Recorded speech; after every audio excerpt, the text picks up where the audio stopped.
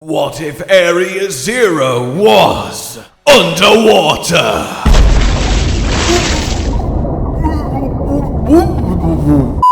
Hello, my fellow Pokemon trainers, one and all. Welcome, as today we talk more delicious DLC news and, let's say, unintended reveals, as there's been some exciting developments. The first and foremost of which is as follows. The San Diego Regional Championship happened very recently, and during it there happened to be what one would consider an upsie. They accidentally showed a Scarlet and Violet style icon for a selection of Pokemon that are not currently in the game. Now, they probably, as is been pointed out by a few people, just have the art of all 1008 Pokemon just in case, just sitting about the place, but at the same time, it might also be an indication that this selection of Pokemon is going to be heading to Scarlet and Violet, and the only real way that would happen is if it's the DLC. Now, granted, I don't think anyone's gonna look at bloody Vanillish over here and be like, but Kabuto certainly does give me that energy, so we will have to see what happens. In any case, it's definitely interesting and definitely an indication that these Pokemon are certainly Scarlet and Violet capable, even though they're not in the home list. But the mystery doth deepen, because also at this same event, well, there was perhaps an even bigger upsie. There is a creator tool that lets you set up your Pokemon. It's called Arcanine Labs, and it kind of accidentally, well, had two moves in it that aren't currently moves in game. Psyblade and Hydro Steam.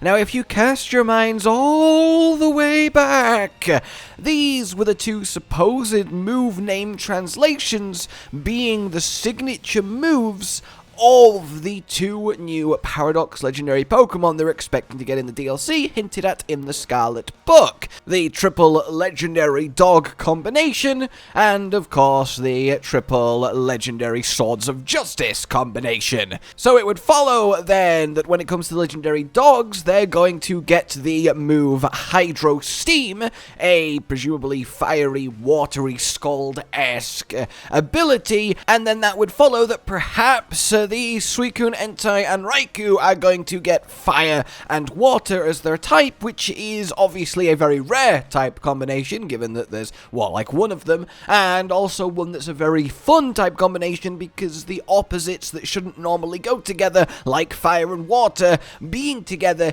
is always really interesting. But perhaps it's going to be a water move, but will also hit, like, ice super effectively or something along those lines. Definitely worth thinking about.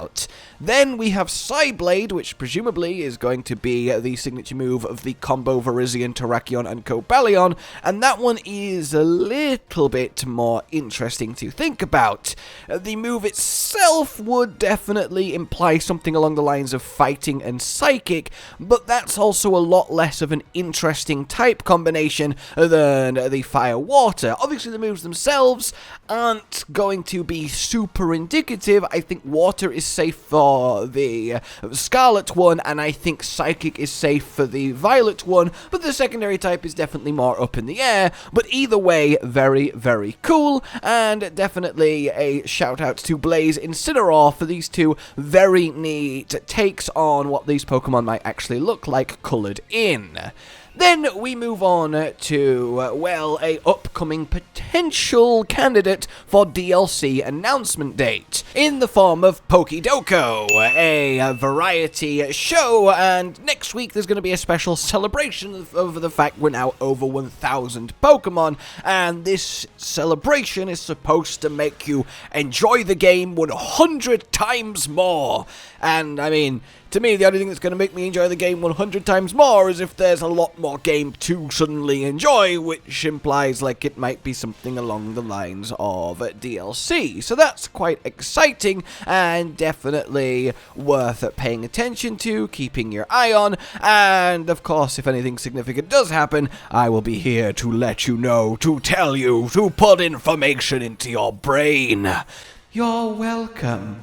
Finally then, today, there is a little find in the actual code of the game, a little bit of a data mine situation, if you will. And that is finding that Paldea is called, at least in the game code, Atlantis, which definitely opens up a lot of questions. Credit to Sol Silver for talking about this, and originally Sidonia for discovering it. It does pose a lot. Now, there's a lot to read into here, there's lots of connections you can make, there's lots of words and references that draw parallels to Atlantis, like, for example, Orichalcum, the ability on Koraidon. Ancient powers of the Orichalcum. Yes, Orichalcum, very much the mythical metal of Atlantis, the inspiration for the Orichalcos for you Yu-Gi-Oh! Watchers back in day, and all of that good stuff. So that definitely does tie it, and if you go to the Japanese translation, it does remain very similar to Orichalcum and keeps those Atlantis correlations. There was also this image a long while ago that looked to be some sort of Atlantis-esque swirling